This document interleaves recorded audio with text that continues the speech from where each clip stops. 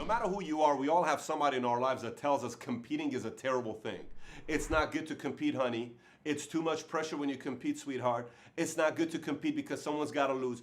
Anyone who ever said that, anybody who ever said that watches sports, that watches TV, that goes to restaurants and posts reviews on Yelp, anybody who says something like that, yet does that, they're contradicting themselves. Here's why. Everything great that ever happened is stemmed from competition. Everything. World peace does not exist. It just does not exist.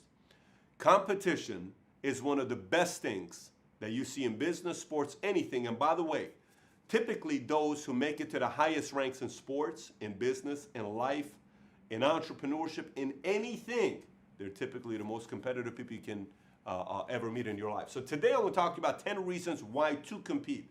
Not 10 benefits of competing, 10 reasons why to compete. I'll go through them fairly quickly. First one, I think competition brings out the best in you.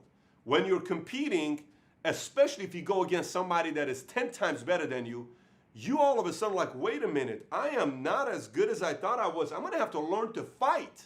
So I'm going to have to learn to pick my game up. I cannot believe how much faster he's than me. I cannot believe how better they are at customer service than us. I cannot believe how amazing they are with their systems and their, how are we going to compete with these guys? Oh my, we got to figure out a way to get better. So it brings out the best in you when you're competing. Number two, pain of losing is a great motivator. Pain of losing is one of the greatest motivators of a competitor. Let me explain something to you. The same people that say competition is not good for you, I guarantee you, if you sit down and have a private conversation with them and they're willing to be open, there was a very painful loss at some point of their lives. What could it be? They lost a girl to another man. They lost a man to another girl that hurt them. They lost a customer to somebody. They lost a game. Someone beat them in a public event at a sporting event. They didn't like that. They lost in a debate publicly. They completely stumbled once. And instead of getting up and wanting to compete again, which we've all had our embarrassing moments in our lives, they chose to let that define them. They chose to let that define them. Anybody that competes at the highest level, they had a very painful loss. Very painful loss. I remember, I can tell you I've won, in business for the last 15 years, I've won many, many times. But I can tell you the ones I remember vividly are my losses.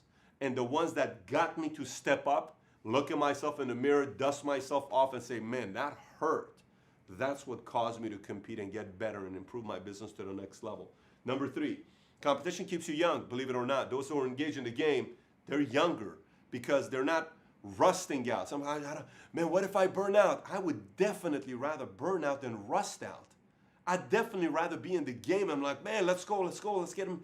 Than sit around and just watch everything rust out and not be engaged in competing. I would rather see that happen any day of the week. So competition keeps you young. You got to stay young because in order to keep up with everybody else, you kind of are going to end up staying young. Number four, distracts you from your problems in your life. If you think about the last time you really dwelled into problems so deep that it almost drove you nuts, I can tell you, at least for myself, anytime I go so deep into a problem that it makes me, what if this, why did he say this, why did he say this, what did that, it's when I have so much time on my hands and I'm not in the hunt for something. Because when you're in the hunt for something, when you're competing for something, when you're improving to do something, you don't have time to think about problems. You actually have a positive distraction. Everyone in life has distractions. Everybody. A kid could be a positive distraction to a business. A business could be a positive distraction to an ex-girlfriend. There are a lot of positive distractions. Competition is a positive distraction, and it takes you into the game so much that you don't have time to be thinking about all the problems and all the possibilities of the world coming to an end. You don't have time for that because you're engaged. You're in the arena competing. Number five, believe it or not, when you compete, you build new relationships. And somebody would say, wait a minute, when you compete, you build new relationships? Yes. Let me explain to you in the simplest way. Let's just say you're a kid that plays tennis, hypothetically. So you start playing tennis with your dad, okay, and you're pretty good, married. You play with your dad, and you're actually pretty good. Then you start playing with your brother, and you're actually good. You beat your brother, and that's your older brother by 2 years. And you beat him in tennis. Okay, cool. So everybody so far you know is who? Family. Then your dad and your mom say, why don't we put you in a different place where you start competing and get some coaching? And then you start getting a coach, and then your backhand is good, your serve is good, your footwork's getting good. Then the coach says, you know what, I think we should put her in a league. And then you go into a league. You're not in high school. This year you're 12, 13 years old. You go into a league, and in the league, you start doing good. And then all of a sudden, you beat a couple guys. And then you get beat once by somebody that's very good. She is 10 times better than you. You're like, oh my gosh. And the next thing you know, you win one where you go into a tournament and there's 30 girls that are not competing. You officially built new relationships with 30 new competitors, and you're one of them. Now you have new relationships. If you're in the business world and say you're a social media consultant, you have to go to all the social media conventions. You have to go to all the social media events to find out what all the up and coming things are that's coming up. If you don't go to it, you're being left behind. You're not a competitor. What if you don't do it? If you don't do it, you know nothing about Snapchat, you know nothing about the new Anchor Music, all this stuff that's changed. You don't know about it. So you're not a competitor. You're being left behind. No one's going to hire you because you don't know what's up to date because you're not a competitor. But if you go to all these functions, all of a sudden people are going to know that you know what you're talking about. Now you're part of a committee of 10 other competitors that are fighting to get the same customers you're going for, but you're learning how to get better because you're amongst these other competitors. You build a lot of relationships if you do compete. Number 6, I was at a convention this past week in Palm Springs. Had a great time. There was a lot of energy. This place had 1,400 people at this convention in Palm Springs. And I watch everybody. And one of the things I pay very close attention to, there are those that are established, let's just say in business. But then there are those that are young and hungry and coming up in business, not age. They're young in business. They're not necessarily, they could be 42 years old, but they're young in business, right? And you see the look on their eyes, this competitor, and you see somebody that's established, their eyes are a little droopy. They've lost the fire, right? And this other person's coming up and they're trying to do whatever they can, but they keep losing, but they're not giving up. Let me tell you something. These guys earn a lot of respect. They get respect from everybody. Because it's kind of like in school when you fight somebody and you beat this person up, but this person swings back every time you fight him. Even you beat him. You don't want to fight this person next time because like, listen, at least this person I fight, he never swings. This person I fight, he won't stop swinging until I kick his butt, and he typically gets me a couple times. I don't want to fight this guy. Gain respect, even though this person lost. There's a lot of respect for a competitor. There's a lot of respect for somebody that goes to the last minute and fights till the very last minute, even if they lose. In sports, you hear an athlete saying, you know, these guys were a tough person we faced. This was not an easy one. They fought till the very last minute. And you'll see sometime where there's, oh, these guys gave up after the first game because they lost by 28 points. That's no respect. You don't gain respect with that. Number 7. Number 7 is when you're a competitor, one of the reasons when you compete, your brain gets wired in improvement mode. Your brain gets wired in improvement mode. Let's just say you run a real estate business and you lost one of your clients and they went and changed their listing and put it with another guy. Why? And you found that the reason why they did with this other guy is because that guy has 5 people that are passing out flyers, and that guy is got people that are doing all these other marketing for him, and he's got it on 5 different websites, and he's putting on Craigslist, and you didn't do that. Well, guess what? If you want to compete with this guy to not lose future listings, you better improve. If you don't, get out of the real estate business. You're going to lose them every single time. If you run a coffee shop, and there's a coffee shop across the street, customers used to come to you. Now they're no longer coming to you. They're going across the street. That customer kept telling you, hey, with this coffee, why don't you have some sweet for us to have? And you said, no, our specialty is mainly coffee.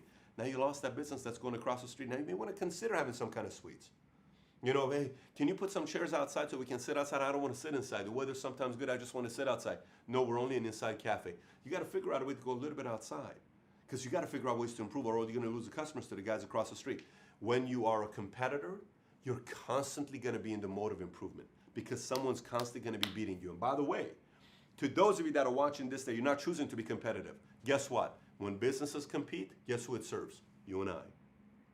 When restaurants compete, it serves you and I. When movie theaters compete, it serves you and I. When universities compete, it serves you and I because they're trying to make it better. I was at a USC meeting with the president of USC. We're sitting there. He invited 13 different people at this table. We're sitting there having lunch together, and he starts talking about how their goal is to raise $6 billion. And we ask, what are you raising $6 billion for? He says, we're building a cafeteria. It's a $1.5 billion project, and we're building a cafeteria identical from the Harry Potter movie. No way. Yes. Why? Because they want their kids to want to go to USC, because these kids are accustomed to watching Harry Potter. They want to be able to say, our cafeteria is cool, because they're listening. Because the one school he mentioned the entire time we were raised sitting there was who? Harvard. USC wants to compete with Harvard. Think about that. That's impressive. If I got kids that want to go to a school and I know a guy like that is competing against Harvard, I'm interested in that. Because they want to make the school better for our kids. Competition. Number 8, fulfillment. There's a lot of excitement and fulfillment when you compete. There's certain excitement you get when you compete. I can't describe it to you. When people are in the arena competing, there's a certain sense of fulfillment. There's a lot of people right now say, did you see that picture with Michael Phelps? He's swimming and the other guy's looking at him. Man, that guy's a loser. That's why you focus on winners. I'm sorry. He's in the Olympics. He made it to the Olympics. That's pretty epic. I shared a picture myself. But that guy's in the Olympics. He's fulfilled, man. He's going to say, I was an Olympian. Now, obviously, there's a very small community of great ones. But at least he went and he made it to compete with the great one, even though the world's going to say he lost. To his family, he's an Olympian. For his kids, he's always going to say, Daddy was an Olympian. Daddy was an Olympian. Daddy was an Olympian. The girl, the gymnast that lost to the other girl who's just an absolute beast by 2 points, which is just incredible points. She's going to be an Olympian for the rest. Her kids are going to be very proud to have mommy be the girl that she is. Fulfillment. There's a lot of fulfillment when you compete. Number 9. When you compete, you attract a lot of other opportunities. I was having a meeting with our staff and I said, listen, if you work at our home office and you work with me and you're competitive and you're all about improving, pushing a little bit more than the rest, you're guaranteed to move up if you work with me. Because to me, competitive people are very valuable. Because they always want to move up. They always want to make things better. They always want to figure out ways to do it faster or better. I love having people on the team that are like that. I love having people that are coming. If they're not, I simply say, we're not the company for you. But if you are, we are the company for you. So other opportunities come from people like this. Other opportunities come out of nowhere from people like this. I was talking to one of our guys. We were driving to Fort Worth today, me and Tikrin, and he started asking me questions about himself and all this other. I said, listen, let's face it, when you first got started with me, I was about to fire you. He says, I remember that. I said, but there's one thing that you got. You respond. I said, you respond. I gave you one challenge and it was your last challenge. In my mind, I had already given up on you. But I said I was so impressed with the way you came back. And you proved me wrong and you came in, boom, you responded. It showed me you're a competitor. You want to be one of the best. His department, the company, is probably doing better than any other departments in the company because he's competitive. Because he's competitive, okay? So he got other opportunities. He went from just having a regular position to now having a bigger position with the company that's involved in the leadership types of meetings that we have ourselves, where he's going and visiting all these other offices across the country. And last but not least, if you choose to compete, one of the reasons to compete, you eventually, now competitors are workers, just to keep them, I'm not saying you want to compete but you don't want to work. If you choose to compete, one of the reasons to compete, you eventually end up beating 95% of your competitors. 95% of your competitors, you end up beating. 95% of your competitors, you end up beating if you keep consistently wanting to compete. Anybody that at one point was your competitor, if you constantly keep competing, eventually you'll find yourself only competing with the 5%. And the 5%, to be the best of the 5% is a dog fight. It's hours. It's even improving faster. It's being able to recruit the right talent, being part of the right team, and having a vision on where you're going, being clear on, then it's a real dog fight. So those are the 10 reasons.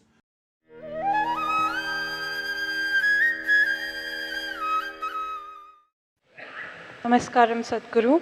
So I'm saying that the idea of competition is so much ingrained in our minds, not even at the school level, but even at the postgraduate level or any aspect of our lives, that it creates a lot of unnecessary stress. So what can be really done about this? Competition is a good thing. If you're incompetent and you're in competition, you will feel stressed.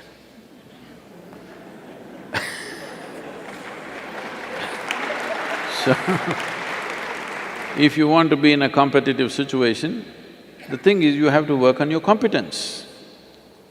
Right now the problem is, you're tweaking your desire, you're not tweaking your competence. This is what has to happen, that we must teach children to tweak their competence, not their desire.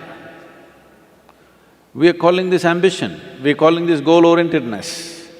Ambition means what? You tweaked up your desire, you'll suffer invariably. If you tweak up your competence, you will see wherever you go, you're doing better than what people expect you to, so naturally, things will go well for you. Competition is not the bad thing, lack of competence is the bad thing. We must understand this. In this country, this is very important because we still think our education is cooked in heaven. Because people tell me temples are crowded just before the examination. Just the wrong place to be. Just the wrong place to be. When your examination is coming, you sitting in the temple is just the wrong place to be. In the vacation, you sat in the temple, great. So instead of competence, we have big desires.